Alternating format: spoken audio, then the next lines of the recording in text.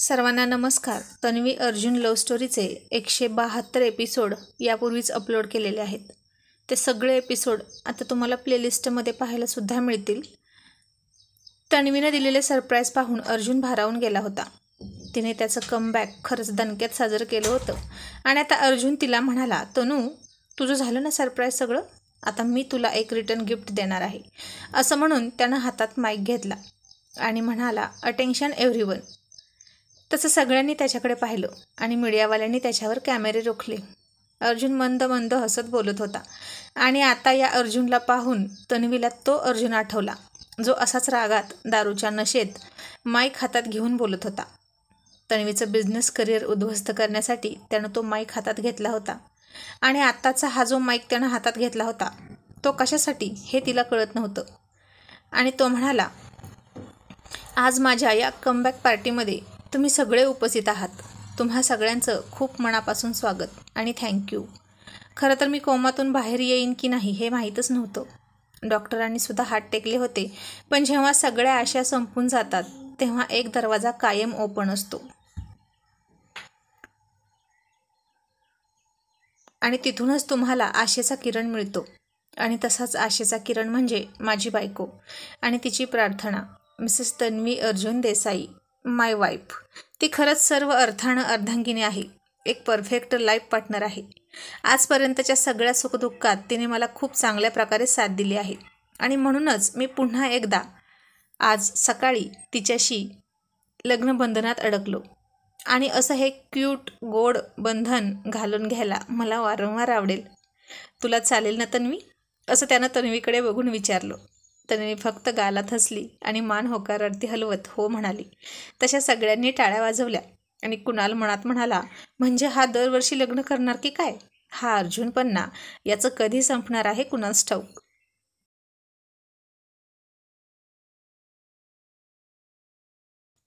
आणि अर्जुन म्हणाला, पण आज मी इथे उभा आहे ते एक वेगळ्याच कारणासाठी. तिला थँक्यू वगैरे म्हणण्यासाठी नाही, तर तिच्यासाठी माझ्याकडे एक खूप मोठं सरप्राईज आहे. आणि ते सरप्राईज हे आहे की, असं म्हणून अर्जुननं तन्वीच्या चेहऱ्याकडे पाहिलं. आता सगळ्यांनी श्वास रोखून ते सरप्राईज काय आहे हे ऐकण्यासाठी कान टवकारले होते. तन्वीसुद्धा अर्जुनकडे पाहत होती. आणि अर्जुन खाली उतरला, तन्वीकडे गेला, तिच्या हाताला पकडलं आणि तिला स्टेजवर घेऊन आला आणि तिचा हात घट्ट पकडत म्हणाला, आणि ते सरप्राईज हे आहे की आत्तापासून Mrs Tanvi Arjun Desai group of इंडस्ट्रीजच्या 50% पार्टनर असतील आणि यापुढे त्या ऑफिसला येणार आहेत. आणि आता हे ऐकून सगळ्यांना खूप मोठा आश्चर्याचा धक्का बसला आणि पुन्हा सगळ्या पत्रकारांचा प्रश्नांचा भडीमार सुरू झाला. अतुल आणि कुणालला सुद्धा आनंद झाला, पण तन्वीला मात्र आनंद अजिबात झाला नाही. आणि मग पत्रकार म्हणाला, अर्जुन सर, पण हा निर्णय तुम्ही असा अचानक कसा काय घेतला? म्हणजे याआधी तर तुम्ही मिसेस तन्वींना ऑफिसला येऊ देत नव्हता आणि आत्ताच तुम्हाला असं का वाटलं की त्यांनी ऑफिस जॉईन करावं? आणि अर्जुन म्हणाला, असं अचानक म्हणता येणार नाही, कारण प्रत्येक गोष्टीची वेळ ठरलेली असते आणि ती योग्य वेळ आता आली आहे असं मला वाटतं. आणि मी तुम्हाला याआधीसुद्धा या प्रश्नाचं उत्तर देताना सांगितलं होतं की योग्य वेळ आल्यावर तन्वी मॅडम नक्कीच कमबॅक करतील. त्यावेळी त्या त्यांच्या नवीन संसारात रमल्या होत्या. त्यांच्यावर काही कौटुंबिक जबाबदाऱ्या होत्या, काही प्रमाणात त्या संपल्या आहेत आत्ता, आणि त्यांच्या कमबॅकची ती योग्य वेळ आता आली आहे. माझ्या लाईफमध्ये बिझनेसमधलं कमबॅक आणि तन्वीचं कमबॅक हे एकाच वेळी होते. यासारखा सुंदर योगायोग दुसरा कोणता असू शकतो, नाही का? मला हीच वेळ योग्य वाटली आणि मी म्हणून हे अनाऊन्स करतोय. आणि आता आणखीन प्रश्न नकोत प्लीज, एन्जॉय द पार्टी. आपण यापुढेही भेटणारच आहोत नेहमीच, असं म्हणून अर्जुनने हातातून माईक बाजूला दिला आणि अतुल कुणाल तन्वीपाशी धावतच आले आणि म्हणाले, कॉंग्रॅच्युलेशन अँड वेलकम बॅक. आता तिथे सपनासुद्धा आली होती. तिनं सुद्धा तन्वीचं विशेष अभिनंदन केलं, पण आता तन्वी मात्र अजिबात खुश नव्हती. ती अर्जुनपासून दूर झाली आणि एका टेबलवर जाऊन बसली. आता अर्जुन भोवती सगळ्या त्याच्या स्टाफने गराडा घातला होता. त्या सगळ्यांना तर फार आनंद झाला होता. अर्जुन सरांना पुन्हा सुखरूप पाहून. अर्जुनसुद्धा सगळ्यांशी खूप छान प्रकारे बोलत होता, प्रत्येकाची चौकशी करत होता. आणि आत्ताचे अर्जुन सर हे वेगळेच आहेत, जणू काही त्यांचा पुनर्जन्मच झाला आहे असं सगळ्यांना वाटत होतं त्याच्याशी बोलताना. तन्वीला अशी एकटी बसलेली पाहून अतुलची बायको तिच्याजवळ गेली आणि म्हणाली, तन्वी मॅडम, काय झालं? तुम्ही खुश नाही का?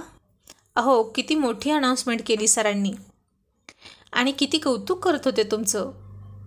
मला तर विश्वासच बसत नाही की तुम्ही दोघे तेच आहात का जे आमच्या घरी आला तेव्हा टॉम अँड जेरीसारखे भांडत होता एकमेकांशी, आणि आता एकमेकांबद्दल किती रिस्पेक्ट आहे तुम्हाला आणि किती कौतुकाने बोलत आहात एकमेकांविषयी. आणि आता तन्वी फक्त हसत होती खोटो खोटो. मग आता सगळेजण डिनर करत होते. अर्जुन तन्वीजवळ आला. त्याने वेटरला 2 प्लेट आणायला सांगितल्या आणि म्हणाला, तनू, तू अपसेट का आहेस?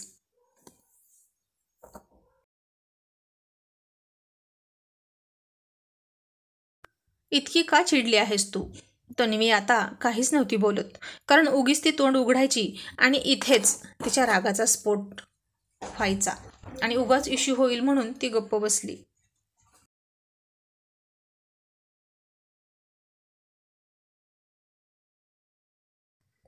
आणि मग म्हणाली, काही नाही.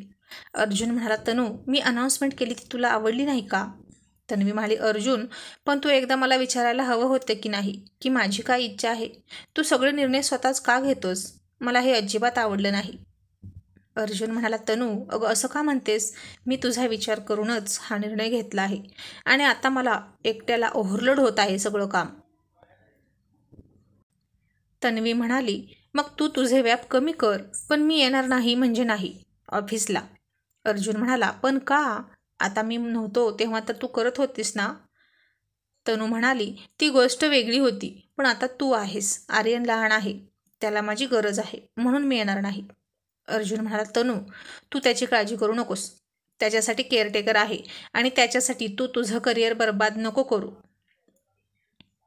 ती म्हणाली, अर्जुन, मला करिअरपेक्षा माझं घर आणि माझं बेबी महत्त्वाचं आहे.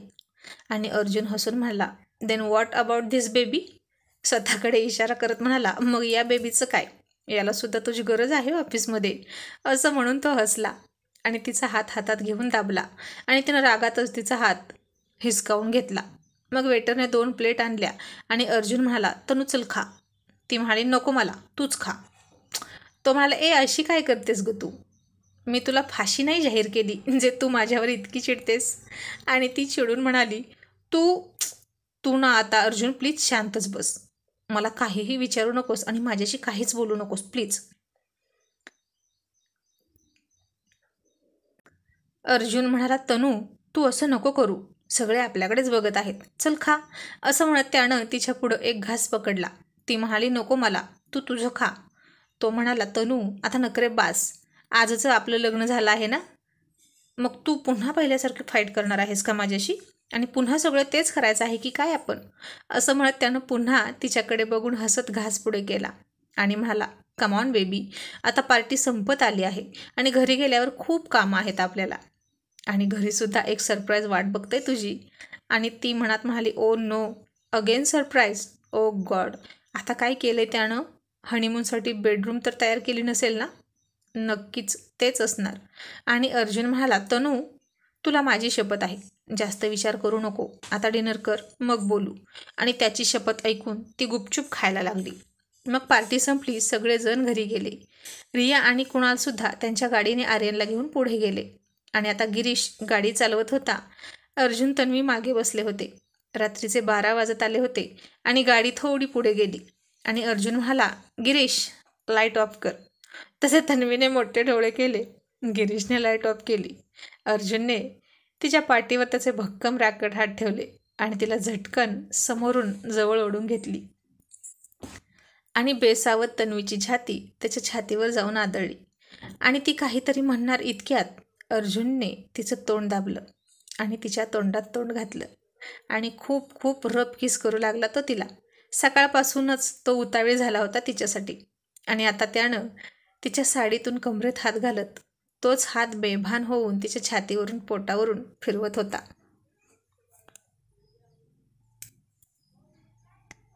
आणि तिचं रक्त आता सळसळ करायला लागलं होतं. अर्जुन तिला फार रफ कुस करत होता. पुन्हा पुन्हा तिच्या तोंडात तोंड घालून लिप लॉक किस करत होता आणि ती आता त्याला प्रतिसाद देऊ लागली. मग तिनंही त्याच्या भोवती मिठी मारली आणि किस करू लागली. तिने त्याच्या ओठांचा ताबा घेतला आणि आता तो हसला. अर्जुनला माहीत होतं की ती चिडली आहे आणि घरी गेल्यावर ती आणखीन चिडणार आणि आधीच लेट झाला होता आणि तिला समजावण्यात आणखीन लेट होणार होता. म्हणून मग त्यानं इथूनच तिचं रोमॅन्टिक मूड बनवायला सुरुवात केली होती. कारण त्याला माहीत होतं की ही वाघीण एकदा चिडली की लवकर शांत होत नाही आणि एकदा का रोमॅन्टिक मूडमध्ये आली की तिचा मूड जाता जात नाही. आणि आता ती खूप उत्तेजित झाली होती.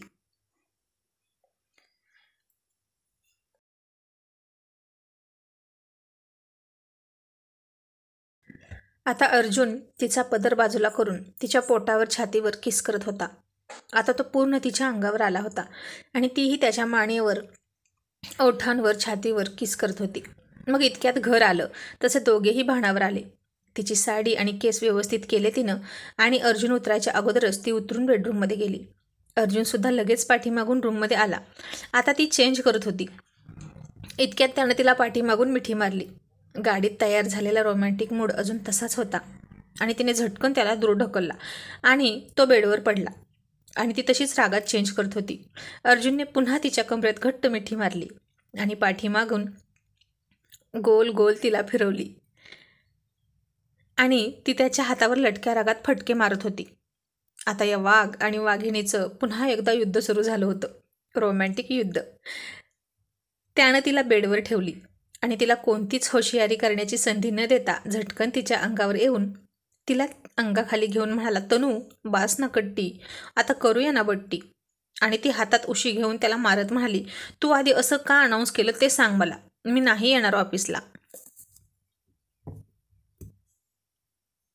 अर्जुन म्हणाला, तू येणार म्हणजे येणार आणि नाही आलीस तर मी उचलून नेणार. तन्वी खूप आश्चर्यानं थक्क होऊन म्हणाली, अर्जुन इतका आग्रह का करतोस तू? आता मला घरी राहायला आवडतं आहे आणि सवयसुद्धा झाली आहे. मला नाही हौस ऑफिसला जाऊन मिरवण्याची. अर्जुन म्हणाला, तुला कोण म्हणालं की ऑफिसला जाऊन मिरवतात? आणखीन बरीच कामं असतात की ऑफिसमध्ये.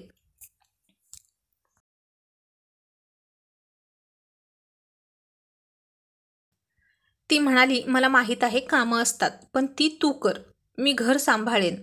अर्जुन म्हणाला, अगं तिथं येऊन नवऱ्यावर लक्ष ठेवता येतं 24 तास, त्याला नजरकैद करता येते, हो ना? ती म्हणाली, तुझ्यावर नजर ठेवायची काही गरज नाही, माझा तुझ्यावर विश्वास आहे.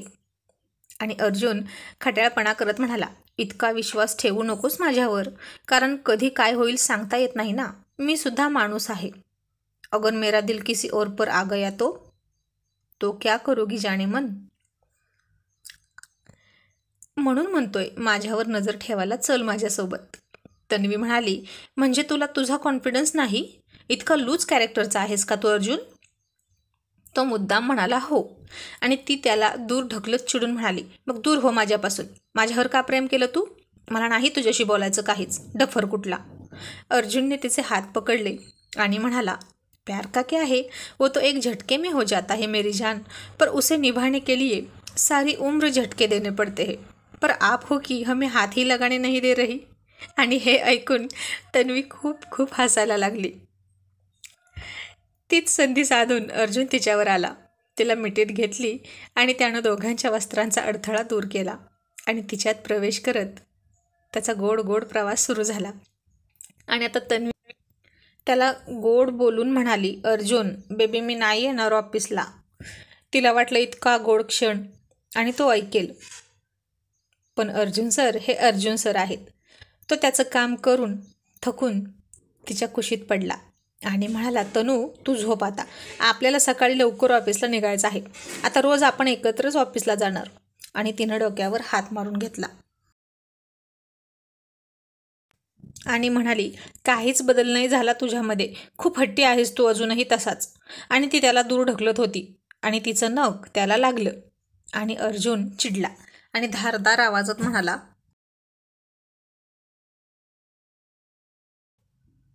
स्टॉप दिस नॉनसेन्स तन्वी, आता पुन्हा हा विषय काढला तर याद राख आणि झोप आता गुपचूप. सकाळी शार्प 8:15 वाजता तुम्हाला डायनिंग टेबलवर हवीस रेडी होऊन. आणि अर्जुनचा तो बॉसी टोनमधला धारदार आवाज पाहून तन्वी खूप घाबरली आणि घाबरतच मनात म्हणाली, ओ नो, खरंच पूर्वीचा अर्जुन परत आलाय की काय?